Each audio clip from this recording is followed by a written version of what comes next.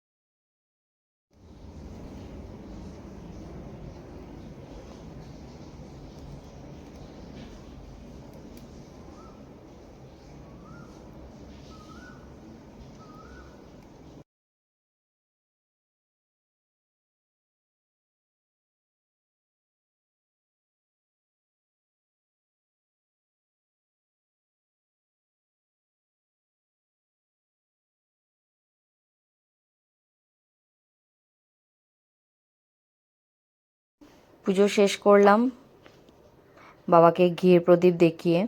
তো আজকের সোমবারটা খুবই স্পেশাল। কেন স্পেশাল বললাম, প্রথমে দেখলাম সাপ, যিনি আমার পথ আটকালেন, ওনাকে প্রণাম করে তারপর আমি আবার গেলাম দোকানে। তারপর পুজো শেষ করে দেখি আমি কখনোই কাককে পাই না, মাঝে মধ্যে প্রসাদ দিতে চাই, পাই না, আজকে পেলাম। তাহলে সোমবারটা আমার ভালোই কাটলো।